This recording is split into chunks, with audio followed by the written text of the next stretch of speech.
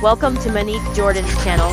Please like, share, and/or subscribe for more videos. Fair use. Sit back, relax, kick your feet up, most of all, enjoy. Who was Marvin Gaye? Marvin Gaye sang in his father's church and in the Moonglows before signing with Motown. He recorded songs by Smokey Robinson before becoming his own producer on the protest album What's Going On 1971. Gaye's later records developed a production style and yielded several hits, including Let's Get On, Sexual Healing, and I Heard It Through the Grapevine. Gaye was killed in 1984 during a domestic dispute with his father.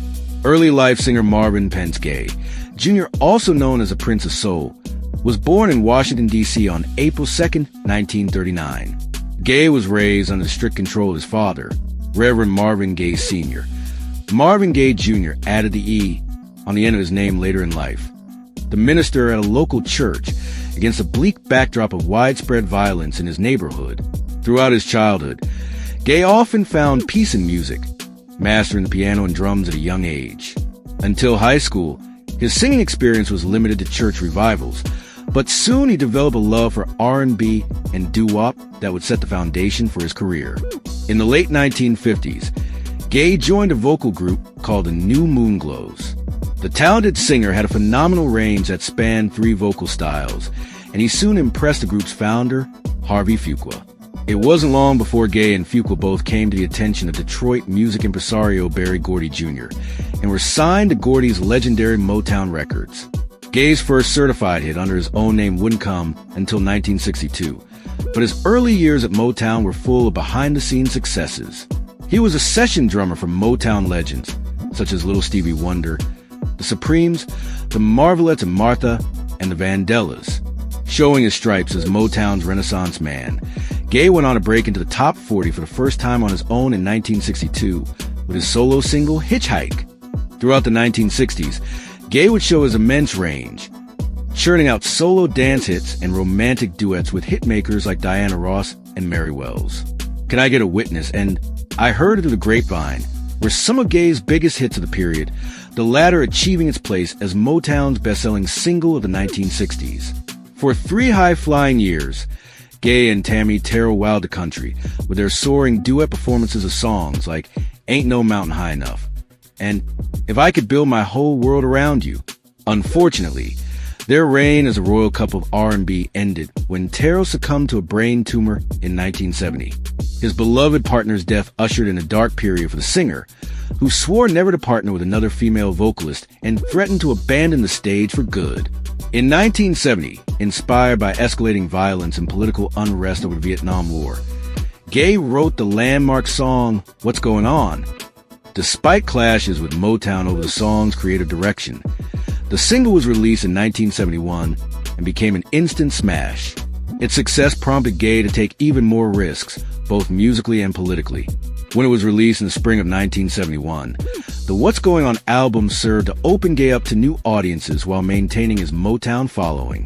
Departing from the tried and true Motown formula, Gaye went out on his own artistically, paving the way for other Motown artists like Wonder and Michael Jackson to branch out in later years. Beyond influencing his peers, the album garnered widespread critical acclaim, winning the Rolling Stone Album of the Year award. In 1972, Gaye moved to Los Angeles and soon met Janice Hunter, who would later become his second wife. Inspired in part by his newfound independence, Gaye recorded one of the most revered love anthems of all time, Let's Get On. The song became his second #1 Billboard hit, cementing his crossover appeal once and for all. Shortly afterwards, Motown pushed Gaye into touring to capitalize on his most recent success. Reluctantly, the singer-songwriter returned to the stage. Through most of the mid-1970s, Gaye was touring, collaborating, or producing, working with Diana Ross and the Miracles. He put off releasing another solo album until 1976. He continued touring after the release of I Want You, 1976, and after scoring a #1 hit in 1977 with the dance single Got to Give It Up, released his last album from Motown Records, Here My Dear, in 1978. Decades later, Got to Give Up will become the center of a big controversy. In 2013, Gaye's estate asserted that producer/songwriter Pharrell Williams and singer-songwriter Robin Thicke had committed copyright infringement by taking major musical elements from the disco track for the mega-hit Blurred Lines.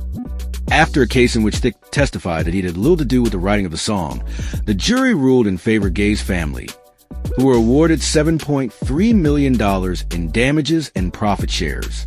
The jury also ruled that neither Williams or Thicke had purposely committed infringement. After 2 decades at Motown, Gaye signed with CBS's Columbia Records in 1982 and began to work on his last album, Midnight Love. The lead single from that album, Sexual Healing, became a huge comeback hit for the R&B star and earned him his first 2 Grammy Awards and an American Music Award for Favorite Soul Single. In 1975, Gaye's wife Anna Gordy, Berry Gordy's sister, filed for divorce, and 2 years later Gaye married Hunter, who had by then given birth to their daughter, Nona, born September 4th, 1974, and their son Frankie, born November 16th, 1975. Gaye also had an adopted son, Marvin Pence Gaye III, from his previous marriage. The singer's marriage to Hunter proved short-lived and tumultuous, ending in divorce in 1981. Despite his successful comeback in the early 1980s, Gaye struggled badly with the substance abuse and bouts of depression that had plagued him for most of his life. After his last tour, he moved into his parents' house. There he and his father fell into a pattern of violent fights and quarrels that recalled conflicts that had haunted the family for decades. On April 1st, 1984, Marvin Gaye Sr. shot and killed his son after a physical altercation. The father claimed he acted in self-defense, but would later be convicted of involuntary manslaughter. 3 years after his death, Gaye was inducted into the Rock and Roll Hall of Fame. Creating beautiful art from a troubled life, Gaye again and again brought his vision, range, and artistry to the world stage. At the end of his career, he admitted he no longer made music for pleasure. Instead, he said, "I record so that I can feed people what they need, what they feel. Hopefully, I record so that I can help someone overcome a bad time." Thanks for watching this video. I hope you come back soon. Until the next time, much love.